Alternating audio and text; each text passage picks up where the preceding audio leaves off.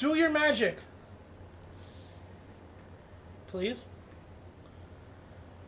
Okay, chat's up. Yeah, remind me later. I don't care at the moment.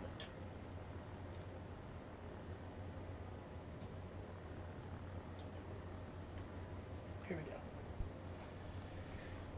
Oh boy. Okay, all right. So I believe if everything works out. All right, so we're live. So, ladies and gentlemen, boys and girls, people of all ages, hello there. Today we're starting off our episode 1 of the 501st podcast. With me today is a good friend of mine. His name is Luca. He's a huge Star Wars fan, as am I, as you all already know this. And we're just going to be talking about the most recent Bad Batch episode that just came out today. We're going to be talking about a Star Wars topic that we've kind of discussed about going over.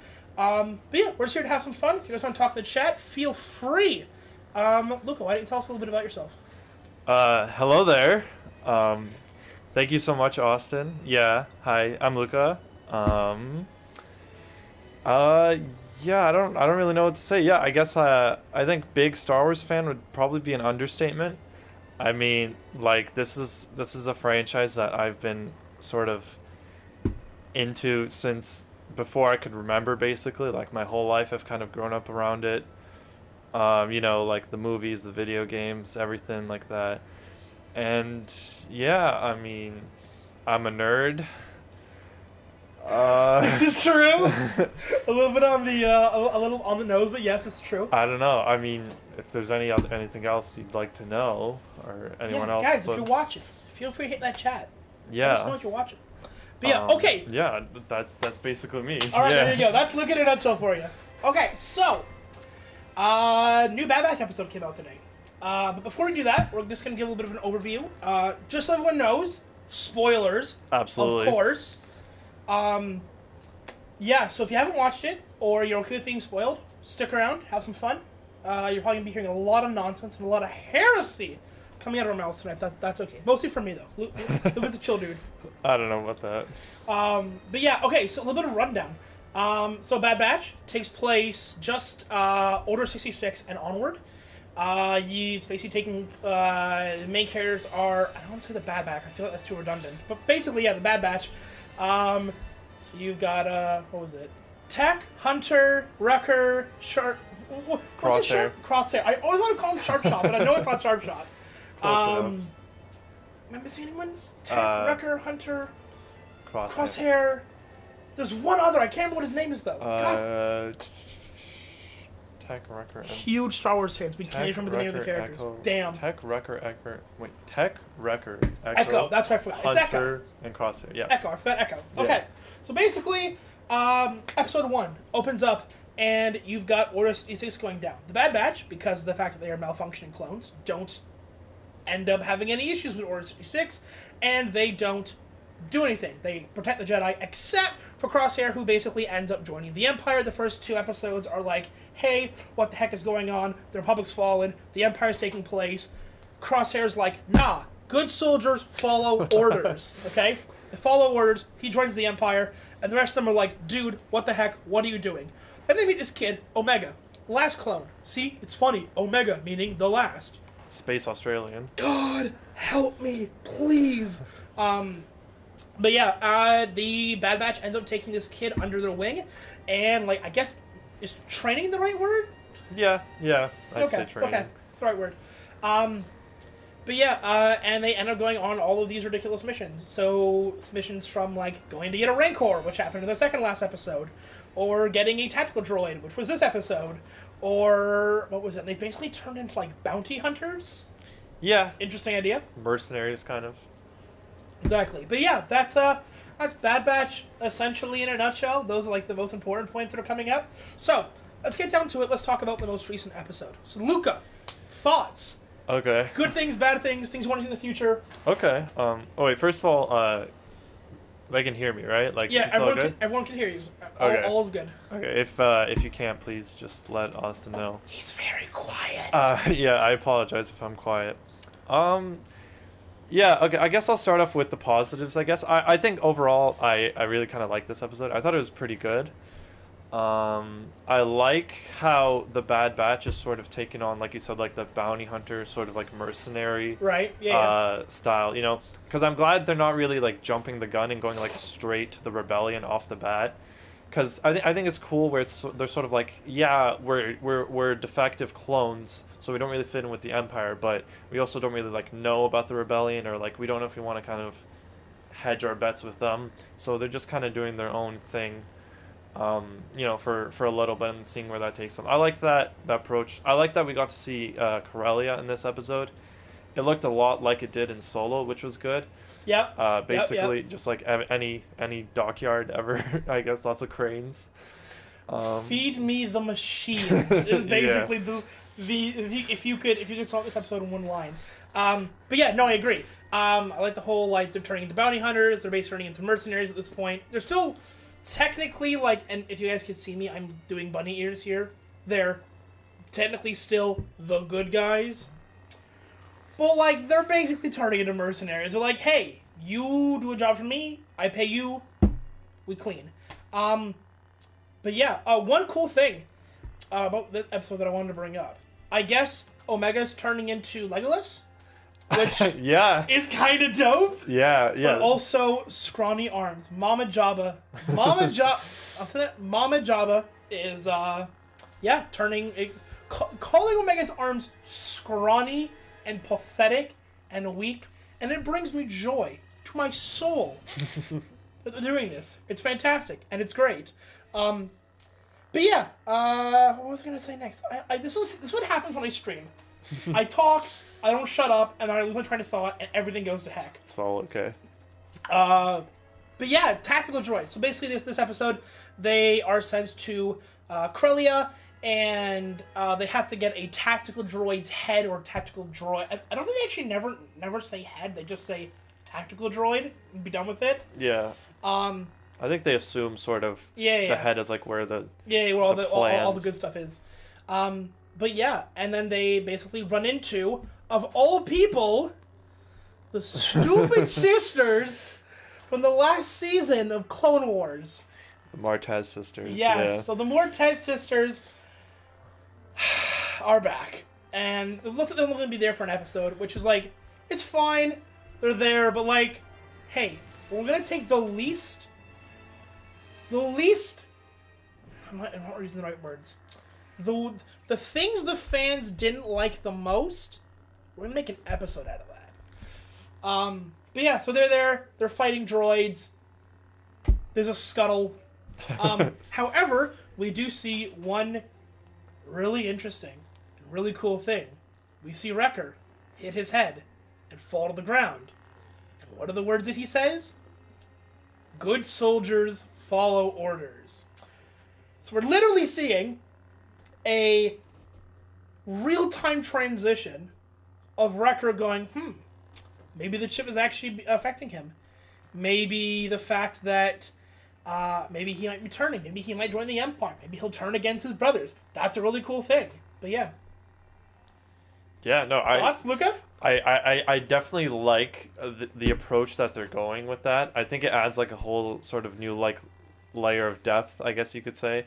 I also like how the Bad Batch doesn't really seem to like notice it. Like we as sort of like beyond the fourth wall, like we Like can the tell. audience, yeah. We can tell like, oh, you know, he's having some problems. But I like how the Bad Batch is sort of just kind of like they don't know about like what's going on or anything, because I think it's gonna lend to itself more when he eventually does snap, because I feel like he will. I feel like eventually push is gonna come to shove and he's just gonna go into like Order 66 mode, and to have our characters sort of not know that's gonna happen, I think is gonna be a lot more interesting, and sort of see how they sort of react. And I think it's just like it's another like addition that makes the show, I don't know if like more mature is the right word, but like it's definitely more like Yeah. in depth. You know Yeah, what I mean? exactly. Like, It's not just like, hey, this is a fun kid show. It's like, no. This guy's literally considering shooting his own brothers. exactly. Fun right. times. Against his own volition, like he's sort of going into like this other sort of like state of mind, I guess you could say. Exactly. But yeah, and definitely something that's going to be interesting to see, especially given that like the Bad Batch already have like a history with Crosshair, and he's already turned, and they found themselves asking themselves a question: can they pull the trigger? Can they off a guy who clearly wants them dead? Right. The question is, you saw it with Crosshair, but now we're going to see it with Wrecker. Are they going to be able to legitimately pull the trigger and put down Wrecker, Crosshair, or whoever it is? I don't know. Will they? Oh god, the world stresses me out. The show is already stressing me out. It's a cartoon show and it's stressing me. And Anyways, we're like 6 episodes in. Yeah, 6 episodes in. All right, boys, it's time to sweat. It's time to stress. Yeah, I think the season finale, or like sort of like the episodes leading up to that, or if they pull it off correctly, I think it'll be really interesting to see. Right. You know, just like. Now, like when you say like pull it off correctly, like what would you want to like if you were running Lucasfilm, you were running like the directing, the producing, all that stuff? How would you make this go down? I don't know. That's an interesting question. I feel like there's a lot of like open-endedness that you could. I'm literally spilling water all over myself. I am incapable of too basic excited. human tasks. Yeah, I want to see. I definitely want to see like a showdown in like the final episode, and I think it definitely has to be Crosshair who's sort of leading it. Yep. Because then, like you talked about, that'll give that sort of like, oh, can we actually kill one of our own brothers? Right. I think sort of like the easiest way to go with it would have Crosshair target Omega, I guess. Because that would probably force, because like Hunter's sort of like the father figure, I guess you could say. Yeah. He's the Mando to the Baby Yoda. Also, when we say Hunter, just think Rambo. He's literally he literally has half the face painted black, the red bandana. Thank you. Again, I can't speak English, guys. This is the problem. Yeah, I think that would be definitely cool. Like if, you know, Hunter's gonna have to decide whether it's Omega or Crosshair. And I think what would be really interesting is we know the Kaminoans have an interest in Omega because she's like different. Yep, this is true. So maybe Crosshair will be like explicitly ordered not to kill her, but to capture her, so and they can bring do her like back. tests or whatever on her. Yeah, one thing I do want to see, and I think they probably won't do this, but one thing I do want to see is I think it was the second or third episode, we start to see sort of a disconnect, I guess you could say, in the hierarchy between the new Empire and the Kaminoans. Yeah. Where Tarkin's kind of like putting his boot down, and he's also yes, Tarkin is in this show. FYI, Tarkin is in this show. Yeah, and he's saying like, yeah, we're gonna do it this way. We don't need the clones anymore. Blah blah blah. And the Kaminoans, being the space capitalists that they are, oh boy, are obviously the C word's been used, folks. They're obviously worried about their investment, so they're like, okay, we gotta figure something out.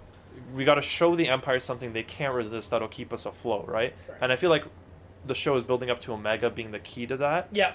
So I want to see the Empire sort of like bunch Omega with like the Bad Batch and like have like a terminate order on them, but have the Kaminoans not want to do that. Have the Kaminoans want to like kind of like get her, I guess. Yeah. So then with Crosshair, I think it's be interesting because his programming, I guess, is loyal to the Empire, but he's made by the Kaminoans. So I think it'd be definitely interesting if they can sort of like who's he gonna follow, right? Good soldiers follow orders, but whose orders? Whose orders do we follow? Yeah, exactly. Right. No, I think that's really interesting. The way that I think it's probably going to go down is I have a funny feeling it's going to be somewhat similar to that. I think Crosshair might actually kill Wrecker. I have a feeling it's going to end up with a to the individual who just joined the stream. Welcome to the stream. Welcome. Episode 1 of the Final First podcast. We're talking about Bad Batch. There is spoilers, so if you don't want spoilers, hop off. But yeah, I legitimately think that Crosshair is going to try to kill or successfully kill Wrecker.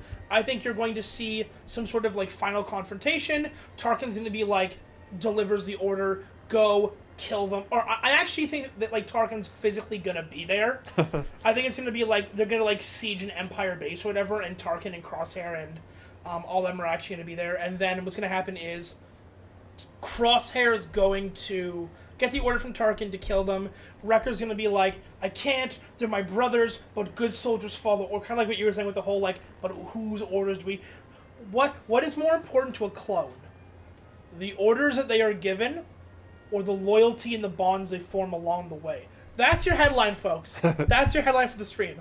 No, but yeah, kind of the same way that, like, Rex formed attachments to Ahsoka, and he couldn't take her out when Order 66 went down. Although, I mean, technically he tried, but like that's beside the point. We don't talk about that.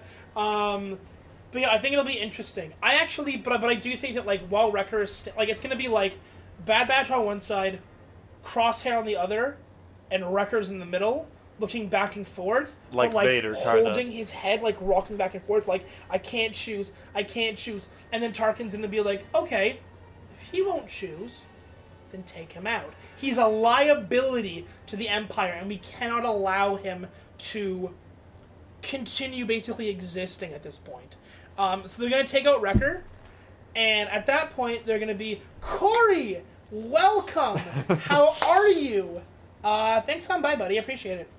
But yeah, where Wrecker's going to end up dying, Cross is going to take him out, and that's just going to, it's going to incense Hunter, because he's not going to be able to contain himself. However, I think the only thing that will contain him is Omega. So I think he'll rush Crosshair, but then Crosshair will like shift his rifle just over a little bit to point at Omega and go, if you try to take him out, I will take out Omega before you can even get to me.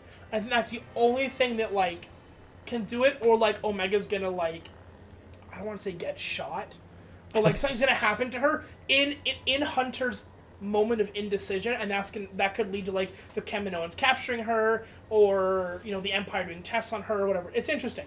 I'm good, Corey. I'm very good. Thanks for inviting to both episodes, to both streams today, buddy. I appreciate it. But yeah, also, we got that. We got a cool little moment in the episode where they end up, the Bad Batch ends up hacking the tactical droid's, I guess, brain-esque brain, and they actually end up with the separatist droids falling from the ceiling and like fighting off other droids. And it's really nice because there's a moment in the background, I'm not sure if people can hear it, but like in the background you actually hear the separatist march very quietly, and I'm like, the nostalgia. It makes me feel good to hear it. But yeah, Lucas, you want to talk about what happened at the end of the episode? Sure. Well, before I get into that, I just want to agree sort of with your predictions. I do think Wrecker is probably going to be the one to kick the bucket. Bite the bullet, I guess. And I think what'll be interesting with that is I think out of all the Bad Batch, I think Omega's developed sort of the strongest relationship with Hunter, and I guess with Wrecker too, because Wrecker's kind of like the big kid sort of the uncle, or like He had like the stuffed animal he gave her. This is true. I think he shared his bunk with her in the ship or something. So you know, I want to see. I don't want to see, but like, you know, if Wrecker does bite the dust, I really want to see how that's going to affect Omega, and I think that's going to be really interesting. So there is a fan theory circling the internet, the wild, wild west known as the internet, that Omega is actually Force sensitive in some way. Now, I personally think this is nonsense. This is a heresy, because I don't know how she would have Force capabilities, but none of the other clones would. Like, I get that they're trying to set up that, like, she's different, she's not like other clones, but I don't know. Hey, sorry if you got a bunch of YT notifications. I made 4 videos in like an hour. Not a problem. It's all good. It's all, Corey, it's all good. All is good in the hood. But yeah, I think it's nonsense that she's Force sensitive. I just think that, like, I don't know, maybe she has some sort of, like, attribute that's a lot better than, like, all the other clones. Kind of the same way that, like, Crosshair is an expert sniper. Wrecker is far more physically stronger than the rest of them.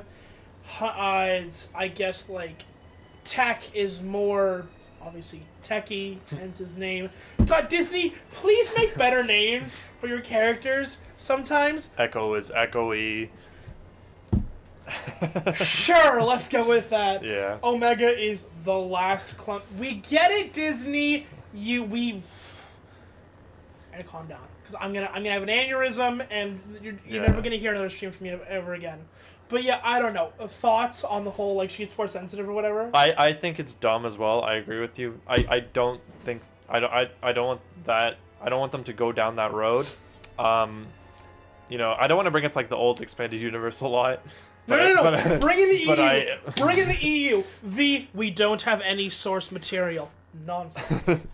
Okay, I'll bring it up a few times. But like in the old EU, you couldn't like clone force sensitives because they'd always go crazy. You know, they'd go mad.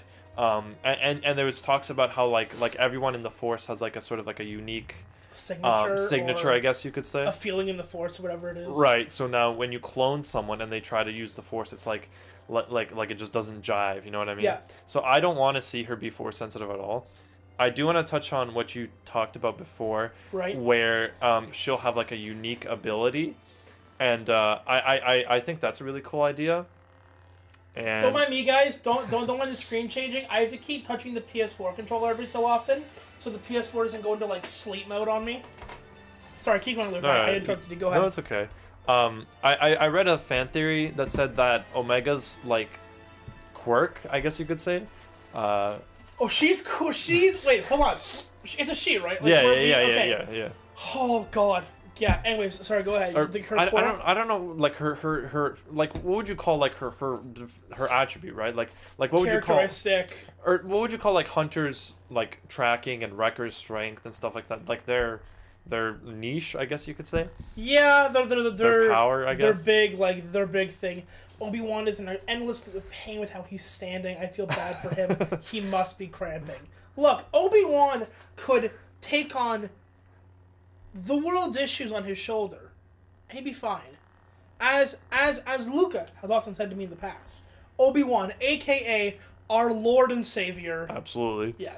But yeah, Luca's a big Obi-Wan guy. He enjoys it maybe a little bit too much sometimes. But yeah, yes. He's my favorite Star Wars character, actually. Wrong, because the favorite Star Wars character is obviously Anakin Skywalker. No. Obviously. It's Clink from the Bad Batch. Okay, so Clink is... I promise we'll get back to Lucas' point on the thing, but like, oh my god, we gotta talk about Clink here. Clink is a droid similar to how we have R2 in the original trilogy, and I guess the prequels. I guess he's there. He gets stuff done. But then you also have like Chopper and Rebels.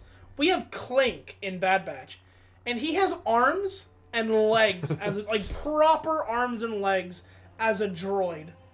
Bro, you stand like that for an hour, then Obi-Wan equals Star Wars Jesus. Yes, yes he does. But yeah, Clink is a cute little droid. Cute as a button. We need more Clink in our lives. But yes, you were saying about Omega's, quote, quirk. Yeah, so the theory was that her ability is that she can learn things super quickly. And I guess it's kind of shown in the show, like she learns how to use the flashlight and stuff in the cave. Remember that episode where they're okay, fine. Whatever. There's like other stuff too, and like the blaster. She learned how to do things easily. She learned how to, and I quote, turn on a flashlight. Okay, bad example, but like. Oh Lord. But yeah, they're saying like her thing is like adaptability, I guess you could say, and like that's how she picked up the bow, and she's kind of getting used to it, right? Right. Because I think she sort of got the skill down. She just doesn't have like the strength, you could say. Right. Yeah. So I think that's a really cool kind of spin on it. Again, she's like so curious, right? She's always like, oh, what's this? What's that? So I think that theory definitely has a lot of, I guess, weight. The chat said, Corey says, that's not a skill. She just has common sense. Lol. Even a baby can turn on a flashlight. Okay, yeah, I get it. Flashlight. There was something else she used. I swear there was. It was like a power converter or something. Like Yeah, there was something else that she. We don't have it off the top of our heads, but like, she uses something else. Yeah, she gets things done. She took Hunter's blaster, and she was tracking the power converter using like the source. Oh the electronic tracker or whatever. And then she defended herself against the thing that eats the electricity. Oh yeah, the whatever little creature thing. Corey says, "Flashlight, go click, lol, then make light." Wow, so hard. Corey, why do you have to be salty all the time, dude? Why do you have to be salty all the time? But yeah, anyways, at the end of the episode, we see it's Mortez sisters, right? I'm getting that right? Mortez? The Martez. Martez. Yeah. Put the emphasis on the wrong vowel. The Martez sisters turn to their droid R7 and puts a hologram up. Now, we don't see who this person is. We see the back of a shoulder. And they talk about how they were actually hired to get the tactical droid, or the droid's head, I guess you could say. And they talk to someone. They don't speak back. They just kind of say, hey, this is what happened. We failed to get it. Now, I have a theory, personally, that this is Darth Maul they're talking to. Now, I understand that at the time, well, we don't actually have like a concrete. No, we don't. No, we don't really have a concrete thing on where he is right after Order 66. We know that he escapes. We know that he escapes the ship that he's imprisoned on in season 7. But after that, like, there's a little bit of a gap between. What was I gonna say? There's a gap between that and the next time we see him, he's on Malachor. Not Malachor. No, yeah, Malachor in Rebels. Yeah. So like, there's a little bit of a gap there. So like, my theory is that's Maul, and he's actually working for the Crimson Dawn. Or he's the boss. Or he's the boss of Crimson Dawn, like we saw in Solo. In Solo, we also had Corellia. We also had droids in Corellia. We also had, at the end of Rogue One, we have the main female, I guess you could say, both pro but also antagonist at the same time, talk to Maul over a hologram, and in the back of the shoulder that we see in the recent Bad Batch episode, it looks like the person's wearing some sort of black robe-esque or bandage on the side, and I'm like, Lord Maul? The man who will not die? Sorry, chat is saying, horny boy with the face paint. It's a good I don't know descriptor. how you get horny boy, but like, yes, the guy with the face paint, that's, Hunter. I'm getting the names right. No, they mean Maul. I think they mean Maul. Oh, the yeah! horns. Yeah! Oh, there we go. Now I get it. Oh, also, I'm Darth Maul. I mean, he got horns. Although Look, I'm we're pretty talking sure about Bad Batch, and I'm then pretty I sure hear Hunter face gets paint. around. You know, Yeah, if I'm he's sure based he off does. Rambo, I'm sure he. Also, Corey, I appreciate the reference there. Add a little spice, because spice trading. But yeah, so I personally think it's Maul. I have no reason to suspect that it's Maul. I just have random threads I'm tugging at. Thoughts, Luca? Who do you think it might be? I don't know. I think it's. I don't know if it's too early to speculate, but like I don't know. I think your theory is a pretty good one. Yes. You know, it sort of makes sense because like you're right. We don't know where he is, but I think it sort of makes sense if he's sort of like starting Crimson Dawn at this point. Because you know, even in the Clone Wars, he had like the criminal syndicate right before he invaded. Before he dipped off, yeah, invaded Mandalore, and then he dipped off. So I'm sure he could kind of like reunite some of his cronies, I guess, and to get stuff done. Exactly, and you know, like you're starting like a new sort of criminal syndicate, and you want to kind of make a name for yourself, and maybe if the Empire has put out sort of like a bounty on the Bad Batch, you know, like what better way to sort of prove that you're a big player in the game than tracking down the Bad Batch, delivering them to the Empire. You know, solidifying yourself. Might be a way to redeem yourself in the eyes of like Palpatine my old master. Exactly right. Corey, you redeemed you redeemed 500 Imperial credits. All right, you want ask me something about myself. All right, Corey, what is your question? What's your question? Oh boy. Because this is part of the stream. They interact with channel points. This is the thing. All right, Corey, what's your question? I gotta hear it.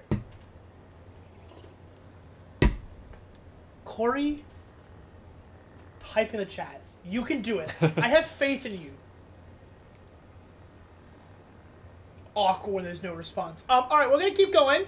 And when we see it in the chat, we will. I'll definitely. I promise. I'll answer your question. It's not a big deal. If I can just move, can I do the stream thing? Can I move the thing to the side, please? I would hope so. Oh my god, doing this for months and I still can't operate Twitch.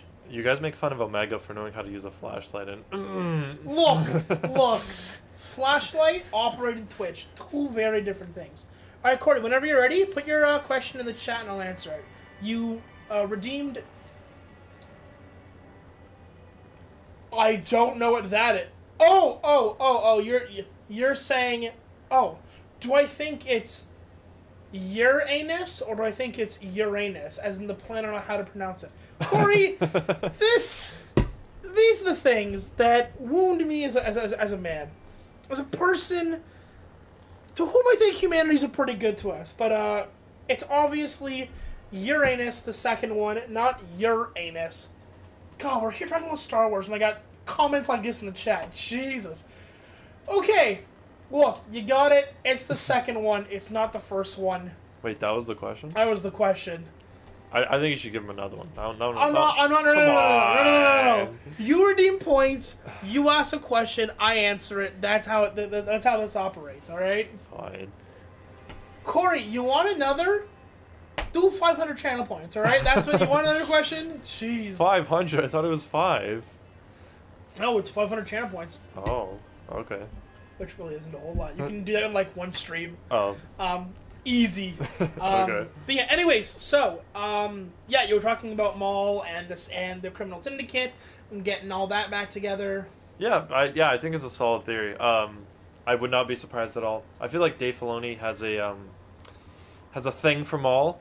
Probably. You know what I mean? Probably. So I would definitely. I mean, he did turn Maul into like one of the best characters in Star Wars, but absolutely. like, I digress. Yeah. And it feels like they're definitely wanting to bring back. I feel like the Bad Batch itself, it definitely has its own story to stand on, but it's definitely very interconnected, which is kind of cool. We've had like Fennec Shand from The Mandalorian. Yeah. We've had, obviously, this episode was the Martez sisters. Yep. So I definitely think we're going to see a lot more cameos. We've had Kanan Jarrus. Exactly, in right. episode 1. I forgot about that. Yeah. Oh, Lord. Right. So I would not put it past them to have Maul in we the have show. Grand Moff freaking Tarkin. Sure. Is that a cameo? No, he's more part of the story, it's I guess. Cameo. But sure. It's a cameo. You know? No, I think it's definitely a good theory.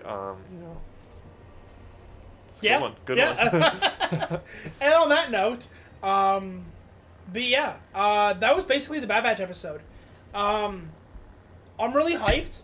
I'm pretty sure I'm gonna redeem choose game. Corey, that's not how channel points works. I'm gonna redeem choose game mode, and then it's the cost of. Boy, I'm gonna choose game mode. Choose game mode, and it's the cost of 2 of the ask a question. I'm gonna let your friend ask you something too, if that sounds good to you. Corey, I will permit it once. And we'll go from there. I think it's because you have to, like, leave it for a bit. Oh my god. People wound my soul. Okay, fine, I will permit it this once. So you want Luca to ask me a question. Oh boy. Okay. So, wait, hold on. Corey, do you want to ask the question to Luca and then he asks it to me, or... Yeah, I could... Okay, so Corey, post your question, and then we'll have Luca... Or Luca can just make up a question for you. I'll yay or nay on the question asking is what I'm basically trying to say. Yeah. I mean, I don't know. I would feel bad, because, like... Oh, jeez. Even if he can give me, like, some sort of guidance on, like, the genre of question, you know? Yeah, I feel this is just, it's a train wreck at this point. I don't want to be like, oh, what'd you have for breakfast? That's none of your business, Luca. That's all I'm gonna say. It's none of your business. No, but yeah, we're gonna continue until Corey posts a question, or if he wants Luca to just ask me a random question. How do you... Oh, God. Okay, so this is the question that he wants you to ask me, Luca. Ready for the cancer? This is how you get the cancer. How do you... Okay. Okay. Yeah. So, Austin. Yes, Luca. How do you eat pizza? The correct way or the incorrect way? All joking aside, point first? Is that the point of the triangle? Is that the nomenclature? Do you eat it? Whoa, you're tossing around words like nomenclature in episode 1 of the 501st podcast. I'll say it like this. We had a similar debate in high school, actually. Do you hold on to the crust when you eat the pizza, or do you hold on to the sides and then eat the crust first? Like, what do you do? I hold on to the crust first, okay. And I eat it tip to crust. Tip to That's crust. how I eat it. And that's how every civilized person eats their pizza. Okay? Jeez. Having a Star Wars podcast, I'm getting questions on how do I eat my pizza. That would be like if you drove a car. I don't understand. You know, like if you drove a car, but you were facing the other direction and like reaching behind your back to like move the steering. Well, like apparently, according to Corey, I'm uncultured. It's crust first, then tip. No, but the crust exists as a handle. Like that's its purpose. You know, like it has a reason for existing, and you defy the pizza when you. We're getting off track. Well, We're talking about Darth Maul. No. Hold on. Ask him, how does he hold the pizza if he eats a crust first? Corey, actually, why don't you? Because we're literally live right now. Yeah. So how do you hold the pizza if you eat crust first? Because you obviously can't hold it at the crust. So it's like what is the manner of holding? Quote, what is the manner of holding? God. And how do you not get cheese on your fingers, or like sauce? So Corey, answer the question. If I'm uncultured for eating tip to crust, and apparently the cultured way is crust to tip, I don't even know what to tell you anymore. I really don't. Like, oh my God. I don't know which hypothetical culture this is. That does crust to tip. You know. So Corey, answer the question. We're just gonna keep talking, and then you can type your non-tentacle answer into the chat. But yeah, thinking it's Maul, thinking it's.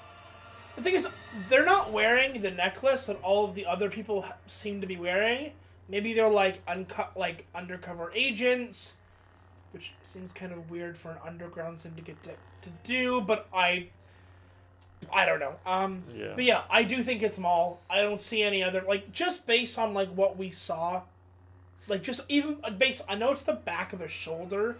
But I can't think of anyone else that wears a black robe type thing. I really can't think of anyone else. Yeah, I mean, unless it's well, they could Palpatine? change their clothing, I guess. Yeah, but generally, the clothing that we see characters wear doesn't really change. Mm.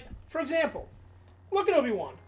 Look at him in his smug pretentiousness. Okay, his outfit doesn't really change throughout 3 films. Throughout, 6 films, you know? Technically 4. Yeah, 6 films. You get Force Ghosts. Yeah. But, you have brown cloak, white robes. Exactly. Which is why, when you have Anakin come in, and he's wearing dark brown robes, you kind of get a feel of this guy's hitching his wagon to the dark side. But, you know what I mean? The costume doesn't really change. They say dress for the job that you want, you know, and I think Anakin took that a little bit too dress for the job you want, as he is burning alive on Mustafar. As he's slaughtering children. Okay. Oh, Corey, it kicked you out of the stream? Well, then maybe you shouldn't be uncultured about how you eat your pizza. Exactly. My question to you, Corey, is if it's uncultured to eat your pizza from the tip to the crust, and instead it's better to eat it crust to tip, how do you hold the pizza? Are you holding it? Are you holding the cheese? Are you you can't see me right now, but I'm holding up fingers, and balancing it on your fingers, and the pizza rests on top of your fingers. No, it'd have to be on the sides. You right? eat it with a fork.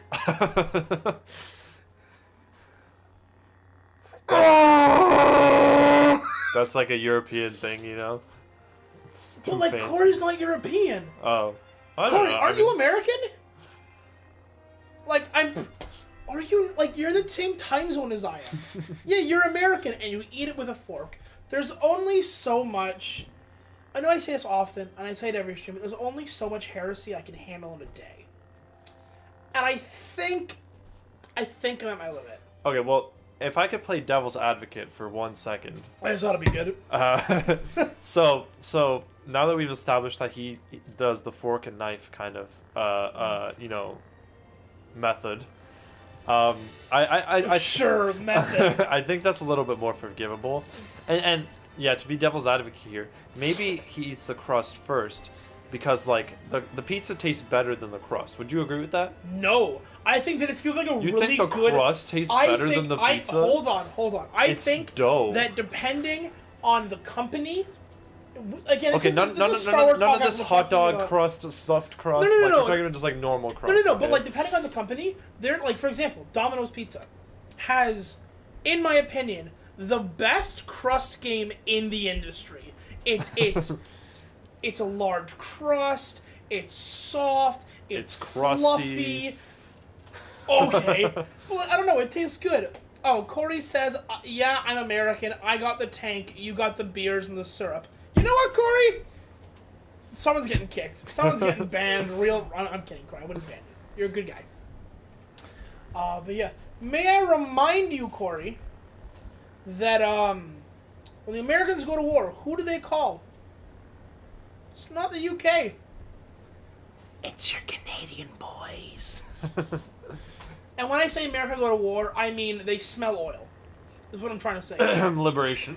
Sorry. Was that out loud? Sorry. I'm trying to spit my water out during the stream. But yeah, anyways, back to Star Wars.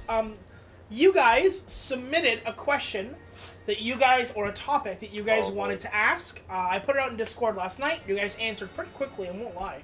And that was to rank our favorite Star Wars films. I should have seen this coming. So, this is a topic that Luke and I have discussed at great nauseum, and in fact, it's become almost a meme in our friendship that this is the way things are. So, Luca, why don't you take it away first? Because I've spoken on stream about this before. On my favorite film is, but since you're new to the channel, new to the stream, why don't you give the people a rundown? Now we're gonna go episodes, and I mean all films, including the sequel trilogy, the God-forsaken sequel trilogy. Okay, do you want me to start from, like, worst to best, kind of? Yeah, go worst to best. But before you do that, Corey writes in chat, not the Canadians, they too soft. They'd be like, hey, can you please put your guns down and have some syrup with us? It's quite a delicacy. Shall it be a peace offering? Well, I thought this guy's entire rendition of, like, what it means to be a Canadian. No, syrup. Get syrup on the table. At least there's no polar bears. Syrup is more accurate, I'd say. Sure. Why not? I don't think I've had syrup in years. Oh, no. I had it last year in Florida. That's yeah, not you're not a real Canadian, then. You're a... Well, yeah, I literally, actually, we talked about this on stream today in the afternoon. I'm a heresy to Canadian culture. I think that syrup, I don't have it often. I think that poutine is a heresy. Poutine's amazing. Poutine is disgusting. Cheese and fries. And gravy. Like, Gravy is disgusting. What's wrong with gravy? It literally looks like liquefied feces. Yes, that's the point. Yes, it's to quote Obi-Wan, it's why I'm here. Yeah. But yeah, and I think that bacon is not a good food. I don't like bacon. Heresy, heretical, absolutely. Corey also writes in chat, y'all don't... Okay, first of all, y'all from Alabama, y'all don't milk the polar bears for syrup? No, Corey. No, we milk the meese for syrup. We milk the meese. The meese provide the syrup. It's moose, but we call it meese. The polar bears provide the travel. Yeah. We get on their backs to go to school. They're the locomotion. Exactly. I put my polar bear into first gear and just... I just pulled up. Go down Young Street. Can you imagine, you pull up on... We're going full Golden Compass with this. I don't know if anyone gets the reference. By the way, Golden Compass, great series. Not as good as Star Wars, still a good series. Plot twist, the church are the bad guys. How's that a plot twist? But yeah, they literally, like, ride armored polar bears. Right. We have a saying in in this friendship between me and boy. Luca. I can only get so erect. Riding a polar bear. When I say riding, I mean like on its back. Okay, let's not leave the polar bears alone. All right, that's what I'm trying to say. Just a train wreck. That should be the new. That should be the new title of the podcast. Train wreck podcast. Or call it Tangents. Yeah, really. Tangents, a Star Wars story. Tangents and rants. But yeah, anyways, Luke is going to give us his worst to best 11 Star Wars films.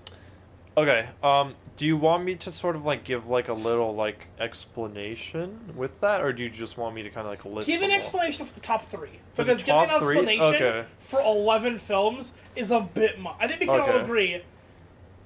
TLJ, Rise of Skywalker, Force Awakens don't need an explanation on why they're at the bottom. Yeah, that's actually my bottom 3. Yeah. Yeah, I think my least favorite Star Wars film would have to be The Last Jedi.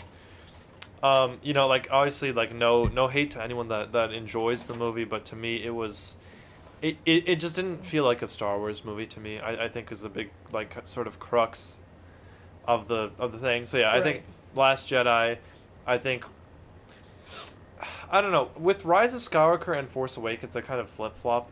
I will say I think I'll go Last Jedi, Rise of Skywalker, and then Force Awakens. I think Force Awakens, even though it was basically just A New Hope, it is basically just A New Hope. It is. It really is. It's a pro and a con at the same time. Rise of Skywalker, I think, It deserves to be at the bottom, but it's New Hope. Right. Yeah, Rise of Skywalker has some redeeming qualities, and then has some absolute garbage dumpster fire qualities. So, yeah. Yeah. Okay. Amen to that. After that, I think I would have to go... So just to be clear, your TLJ, Rise of Skywalker, Force Awakens? Yes. Okay. We're moving up to number 1, guys. After that, I think I'd have to go with Solo, followed by Phantom Menace, followed... Wow! Yeah. That low! Followed by Rogue One, and then Attack of the Clones, and then, oh boy, after this it gets really muddy. Hold on, Corey says in the chat, Disney makes a Star Wars movie, you, as in Luca, doesn't feel like a Star Wars movie. Them. Then what the... is it? Star Trek? You know what, Corey? Well, I don't shit on your opinions. They're talking Actually, about fuel now, so yeah, could be Star Trek. There's definitely more emphasis on fuel, and running out of it. Yeah, you're kidding. Yeah. So yeah, okay, yeah. So Rogue One, actually, I don't know. Rogue One, okay. Rogue One, Attack of the Clones. Attack of the Clones even better than Rogue One. I don't know. That's gonna get you some heat. That's I the don't know. That's the hot take of the evening. They're pretty close to me. Okay, I know everyone hates Attack of the Clones. I like it. So do I like Good it. I film. think it's a good movie. I like it more than Phantom Menace, and I will say that till my grave. Yeah, I don't know. Okay, fine. Rogue One and Attack of the Clones can share the same spot, I guess. And then after that, I'd have to say... Oh boy. Okay, this is going to get me in a lot of trouble, but... I like it. Empire Strikes Back, A New Hope... Oh! Empire Strikes Back, A New Hope... Below A New Hope. There's something Revenge of wrong the with Sith, this man. and then my favorite film of all time, in any genre whatsoever, is Return of the Jedi. That's my favorite film of all time. You said an explanation for the top 3, right? Yeah, top 3. So that would be A New Hope, Revenge of the Sith, and Return of the Jedi. Return Okay. of the Jedi. So for A New Hope, it's like really neck and neck with Empire. Like they're honestly like the same basically. Like it's just A New Hope sort of like started it all, I guess. Right. And I do think that Empire is also an amazing movie. It's just that obviously because it's like the second movie in the trilogy, it relies on like A New Hope to kind of get things started, right? And then it doesn't have the payoff that I guess Return of the Jedi has, which isn't to knock it whatsoever. I do think it's an absolutely amazing movie. It's just like, you know, with A New Hope, I feel like it's more of like a sort of like, what would the word be? It's like a contained story, Right. You know, because they didn't really know if they're gonna make sequels or not. So sort of like a, And we all know our feelings about the sequel. you know, it's sort of like a good kind of like one story, and obviously I think it's amazing as well. So yeah, I think New Hope. Revenge of the Sith is second because I think as a film, Revenge of the Sith you know, like you go on Wikipedia and you search up like Star Wars and you see like it's like American epic space opera, right? Yeah. Yep. Like everyone's like, oh, blah blah blah, sci-fi, blah blah blah. No, it's a space opera, right? And I think there's no film that greater exemplifies the operatic nature of Star Wars than Revenge of the Sith. Right. I know we were talking about how that one art critic lady said that Revenge of the Sith was the greatest piece of art. Post-war art. So just give it a little bit of context. So there's a lady out there, all right? Whoever she is, if she ever hears this podcast, love this woman, okay? Thank you so much for existing. Thank you for your contribution to society and to my own mental health. Who came out and said, and she's an art critic. She's someone who enjoys art of many form, whether it's paintings, drawings, films, writing. The greatest. Hold on, did my stream just cut out? No, we're good. Called Revenge of the Sith, the greatest piece of post-war art in the world, and I couldn't be happier. I absolutely agree. I couldn't be happier. Like, yeah. Sorry, go ahead. You're providing an explanation. I just wanted to give context for the comment. Yeah, no worries. It's just like Revenge of the Sith. Whenever I watch it, it seems the most like an opera, right, in its scale, because like right, there is so much that goes on in that movie, right, and the scale of like what's going on. Like you literally have a republic that's essentially being dissolved, right, and becoming the new empire. You have the end of the Clone Wars, like. Combine that with Anakin's inner turmoil, the fall of the Jedi Order. It's like, it's literally... And the transformation of Anakin Skywalker into Darth Vader. It's whereas the OT is very sort of personal, which is obviously not a bad thing whatsoever, but it's very centered around like Luke, Leia, Han, Vader,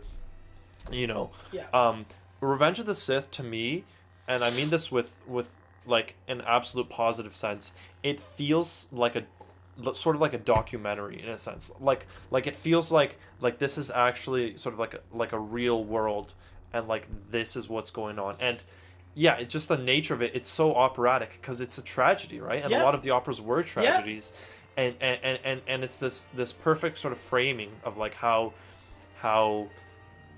Emperor Palpatine sort of like subverts. I don't want to say subverts, but like. It's a pretty good explanation. Exactly, from the inside out, sort of like takes it over, and just the scale of the film, I think, is unparalleled with any sort of movie, Right. 1 second, of course, Corey. I'm not ignoring you. I'm just trying to give Luca it's okay. his time in the limelight for a hot second. Am I okay, talking too much? No, you're not. You're not talking. You're not talking too much. Right? Imagine being hated by Austin. I have explained this to you. Imbeciles. I love you all, but sometimes you make me want to pull my hair out. Okay, Luca, continue. Sorry. Revenge of the Sith, amazing film. It's literally art. I mean, literally and metaphorically. Yeah. It's literal art. And then Return of the Jedi, is my favorite. Like I don't even know. I don't even know where to begin. I'll admit that some of it is partially nostalgia. As a kid, I would watch the OT like nonstop, and especially Return of the Jedi. Yep. I would watch it nonstop, and so I think on repeat. Yeah, and I think obviously that does frame a little bit. But you asked for my favorite movie, right? Yep. So that's my favorite movie, and I think for me, Return of the Jedi is just the perfect sort of ending to the Skywalker saga, if you will. Yep.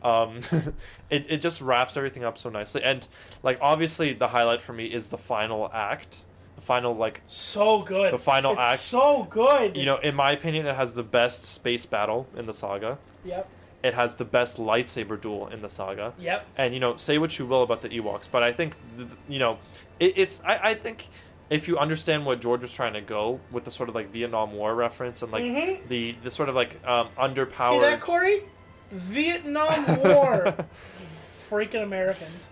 Corey, I said. Sorry, you syrup-chugging, moose-watching, peacemaking person. I know everything that you say is a joke. All is good. Continue. Vietnam War reference. Yeah, it's just, the whole piece of art that is Luke, Vader, and the Emperor, that kind of triangle. That throne room scene. I think is like probably like the best piece of Star Wars ever. And I know that's like a tall claim to make, but like, just like the emotion that's being presented in that scene, and I love how the whole kind of thing is, it's like a slow burn, and it takes what I think is the most important like motto of cinema, which is show don't tell. Yeah. And it takes that and it just like runs with it, because Yeah. like you don't need like Vader to say what he's feeling, or Luke to say what he's feeling, Because like, you just feel it. exactly, right? The music is perfectly timed, and it adds to the tension. Jedi's Fury. Exactly. The mannerisms and the way the characters look. You have Luke like looking out of the viewport at the battle, and then he'll like glance back, right? And like you feel like he wants to feel the pull conflict within you. Exactly, right. He wants to pull the lightsaber and just strike him down, but he resists, and then he looks back at the battle, and then he sees it's not going their way, and then he gets even more kind of pent up, and obviously Palpatine's goading isn't helping at all, and then he finally does sort of strike it down. And I love the scene. Stop me if I'm going. No, you're good. Really quickly. Yeah, of course. After I made the Vietnam joke reference, Corey said, "Damn Japanese, they screwed us up till we brought out the bombs, then they turned into cookies real quick. Eat a bomb, bruh." Yeah, I mean, I was gonna say, it's like, oh, the Japanese screwed us up. May I remind you that you dropped 2 atom bombs on them? Not one, 2. Jack, hello there, General Kenobi. How are you, Jack? Welcome to the podcast, buddy. We were just talking about my good friend Luca here and his preference for heresy by putting Return of the Jedi as the #1 Star Wars film of all time. Sure, why not? But yes, Luca, you're going on about the throne room scene, the final act. Yeah. Show not tell. Yeah, the part where Luke cuts off Vader's hand, and Vader's sort of lying there, and then he looks at his own right hand, which has like the black glove. Yeah, like I understood that I remember watching that as a kid and turning to my mom and going, "See, he's turning into Vader." I understood this as a child. Yeah, it's so perfect in its simplicity, but that's what makes it so good, because like he doesn't have to say a word, like nothing is spoken. Looks at Vader, looks at hand, looks back at Vader. Yeah, and you know exactly what he means, and it's like, I'm just getting chills talking about it, but like it's, in my opinion, it's so perfectly done. Like, it could also be the air conditioning thing right above us, but yes. Yeah, and obviously Vader also looking back and forth. I hate the special edition change with the no line. I'll just put that out there. No, absolute worst change of the special editions ever. You mean the best? No, like him being quiet. He's conflicted. He doesn't need to say no. It's like, I mean, Luke does openly say, "I feel the conflict within you. Let go you of don't your need hate." to recycle a line from the end of Revenge of the Sith and just put it in there for no reason. I mean, technically, Revenge of the Sith could be recycling it from Return of the Jedi, but I digress. Whatever, but Jack, I appreciate you coming by, but like you just said in chat that it's 4 a.m. where you are right now. Oh, jeez. Go sleep. Yeah, please get some sleep. Get help. Seek a therapist. Our opinions are not worth that. Well, Lucas isn't. Mine might be, but like, I'm yeah, kidding. I don't have that much fair. of a... That's fair. Yeah, I'm sorry if I derailed the whole thing. No, you're fine. You're fine. All right, Corey, you're gonna hop off, buddy. Have a good one. Enjoy your night, or whatever's left of it. Corey, did you just... Oh, there we go. All right, Corey redeemed another 500 Imperial credits for... Wow. asking something about myself. So, Corey, what is your question before you go? And I'll try to answer this. What's 2 plus 2? Corey, I swear to God, it's obviously 4. Which is the exact amount of viewers that we have right now. So there you go. Woo! Woot! But yeah, it's 4, obviously. Quick math. It's 21. Corey! Wouldn't it be 22? I know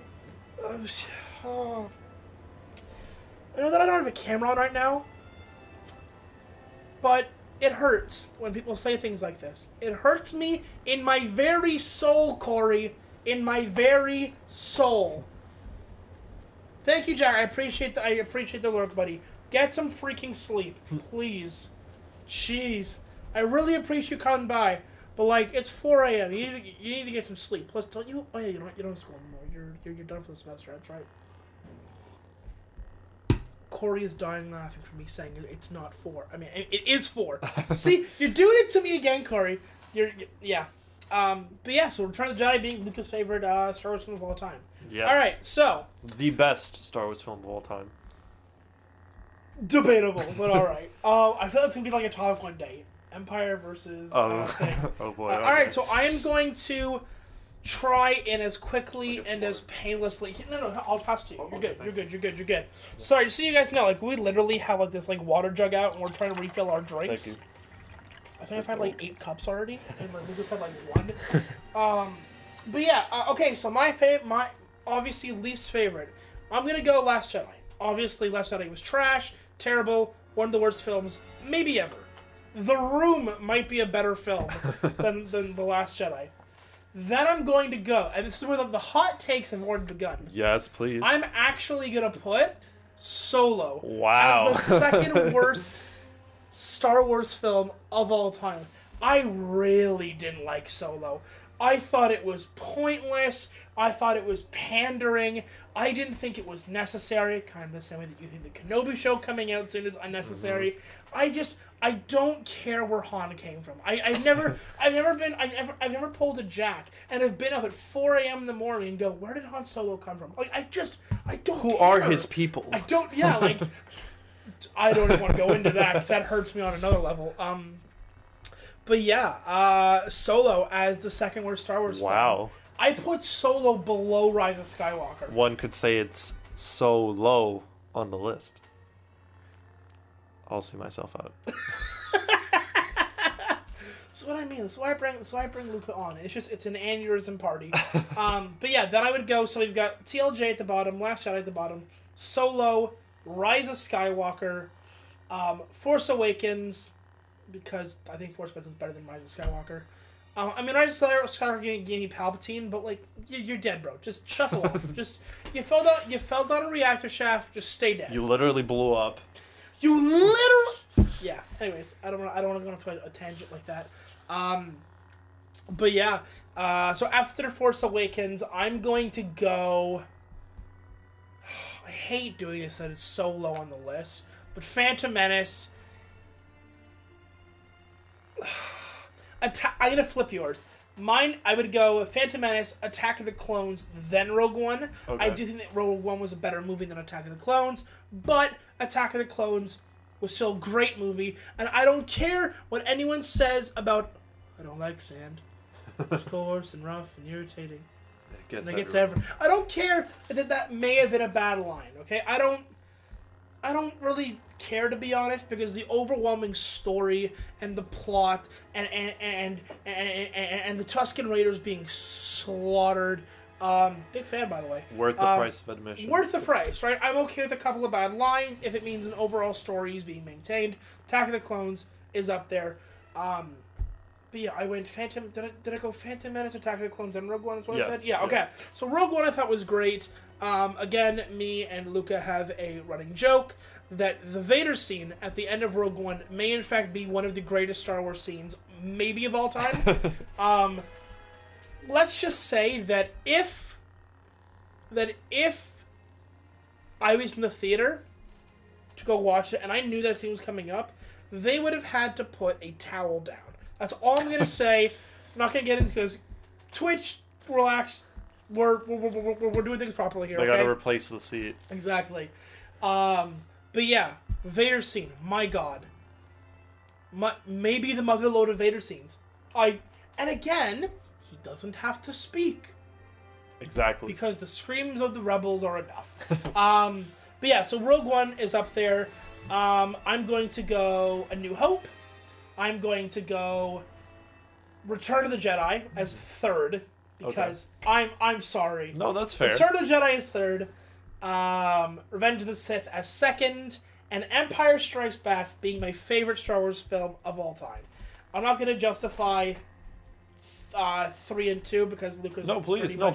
Okay, fine. Go ahead. Return of the Jedi, although having the greatest ending to a Star Wars film of all time, as much as I have come around to the opinion that the Return of the Jedi lightsaber fight between Luke and Vader is better than the one in Empire, I will admit it, but I think overall as a film, Empire is better. Without Empire, the things in Return of the Jedi do not hit you nearly as hard as if they weren't. Without Empire, you do not get the infamous line of, no, I am your father. Not Luke, I am your father. If I hear that misquoted one more time, I will waterboard everyone around me.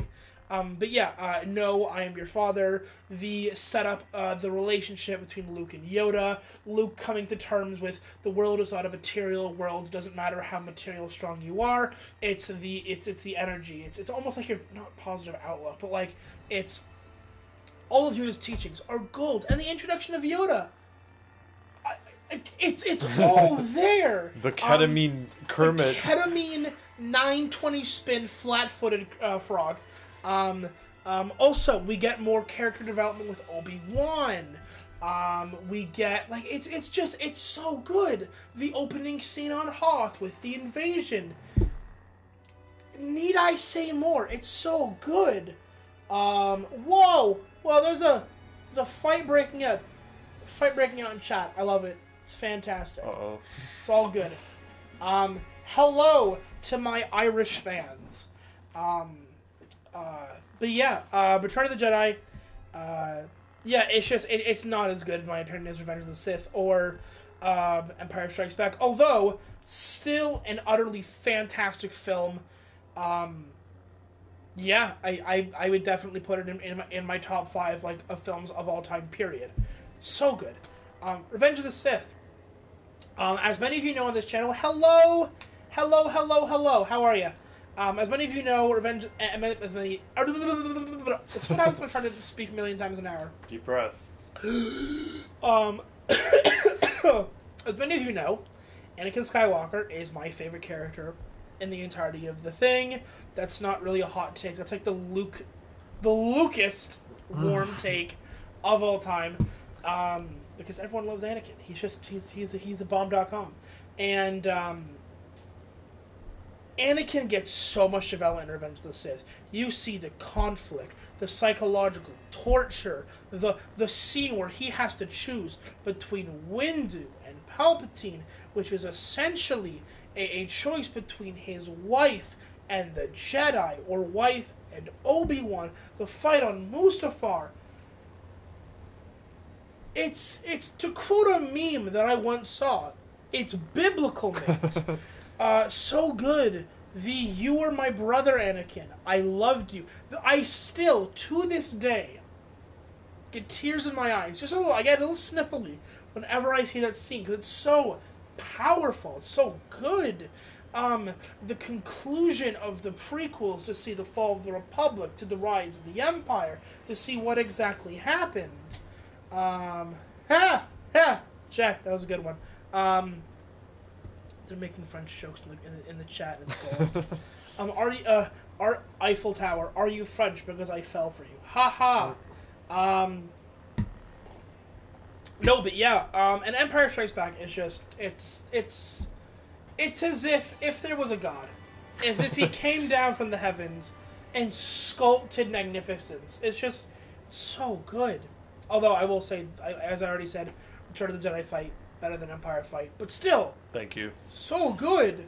Like, I remember as a kid when you see Vader standing at the top of the steps in the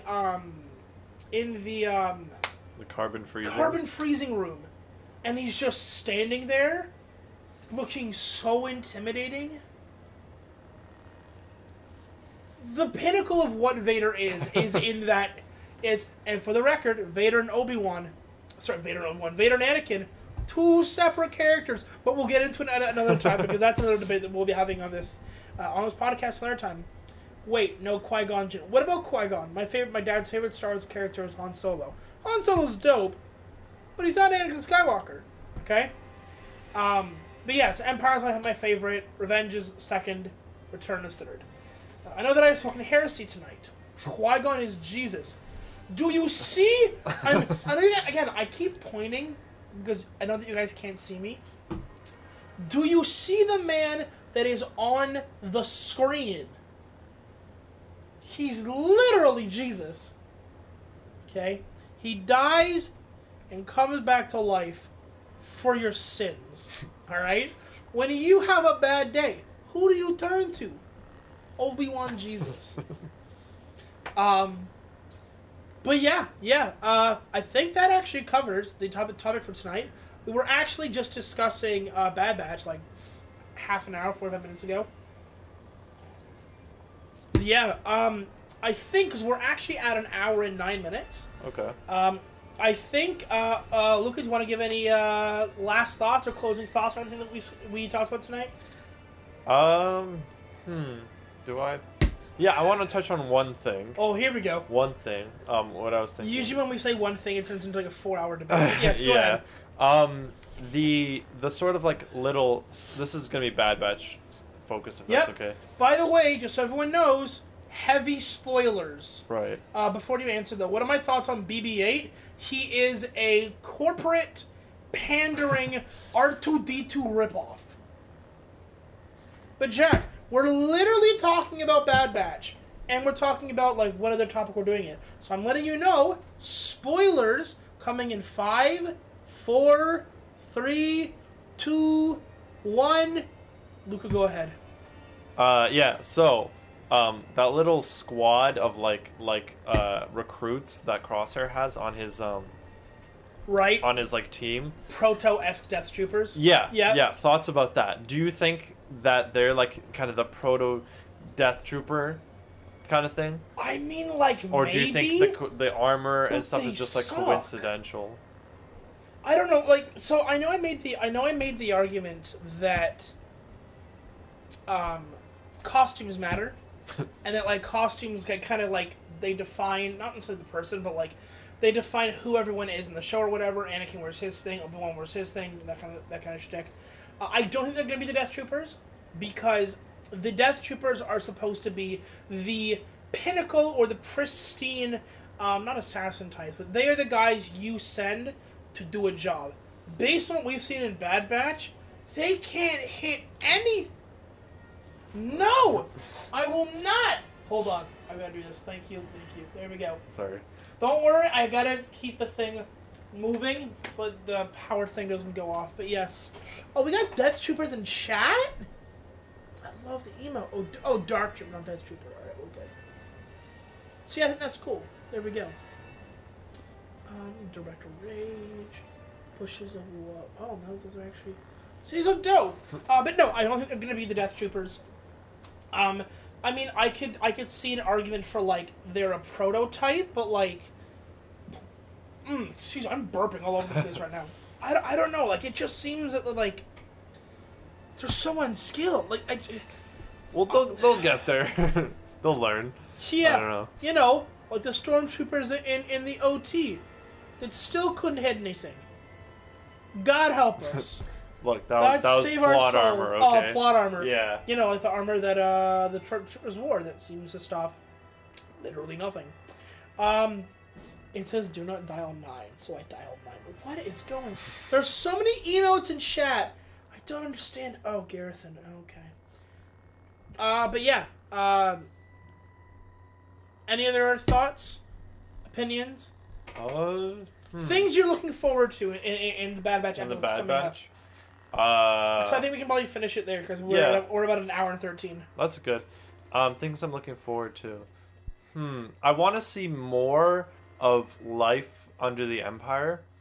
Just like more like of like the colloquial life, I guess you could say. Like I don't know. I just like more when they do like the world building and stuff. I like how they're talking about like chain codes and stuff, right? And how there was one comment about how your Republic credits will be exchanged into Imperial credits for no extra cost. Yeah. Like I know it's like little nerdy things no one cares about, but yeah, the world building's nice. Exactly, it helps sort of ease you into it, right? And even if you don't notice it, you do subconsciously, right? Yeah. So I want to see more of that. I want to see, I actually like Omega. I think she's an interesting character. Boo! I'm kidding. She's fine. And even though she's, space Australian, yeah, I like how she's sort of like. It seems like she's like a magnet that's just like attracting a bunch of random stuff that she's keeping. Like first it's the bow, next she's probably gonna like find some helmet or something. Like at the end of the season, I want her to be like decked out in like the weirdest assortment of gear ever.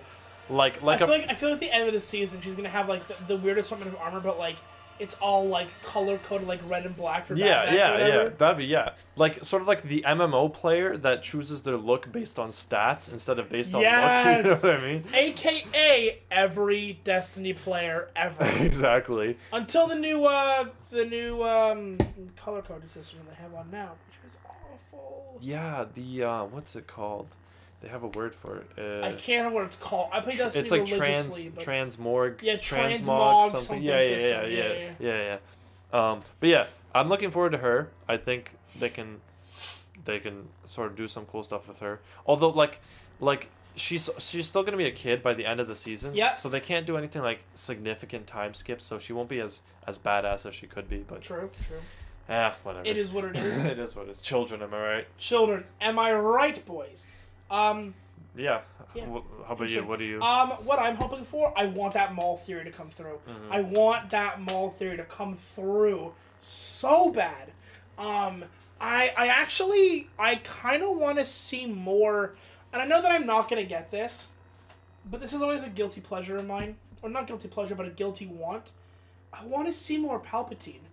I want to know, and by Palpatine, I mean I want to see more broadcasts. Mm-hmm. I want to see Palpatine broadcasting things like the Jedi are no more. I don't even care if he uses the term terrorists at this point. Which would be accurate. Oh god, that's a whole other discussion. But yes, I want to see more Palpatine, more broadcasts. I want to see civilians interacting with like the new regime. Is it good? Is it bad? I know that's technically more world building, but like I really want to see that. I want to see less episodes of Bad Batch that are like, go here, do this, but it has no overall effect on the plot. Yeah, like a fetch quest. Yeah, and I understand that those are sometimes necessary. If you have a 20 episode thing in a single season, not every episode is going to have like a drastic thing on the plot. I get that. I understand that. This would be nice if there weren't so many of them. Because like you have the first episode, the second episode, fine, good, they contribute to the plot. Third episode means nothing. Fourth episode means nothing. This episode, besides the record thing, with him, good soldiers follow orders. I thought this one was pretty good. And our mystery character. I mean, I guess it contributes a bit, but it's more like a foreshadow than anything else. Right.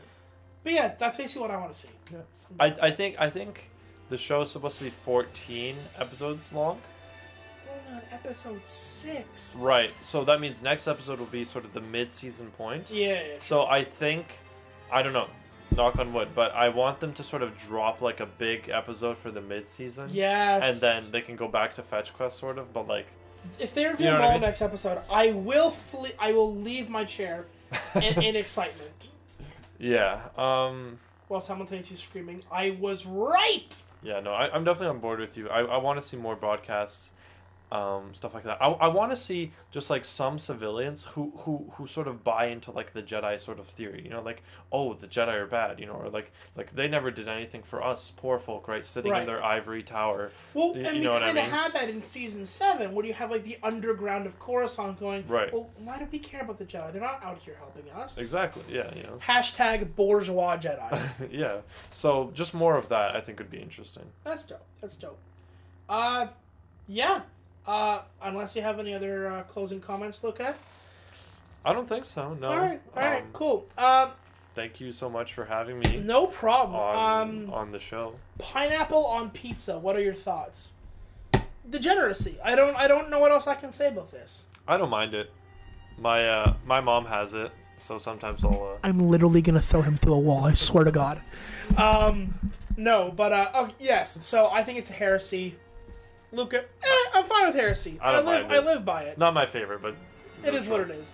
But yeah, on that note, I can hear birds outside chirping. Chad, you need to sleep. On that note, guys, we're gonna bring it to a close today. Thank you guys for coming out to the very first episode of the 501st podcast.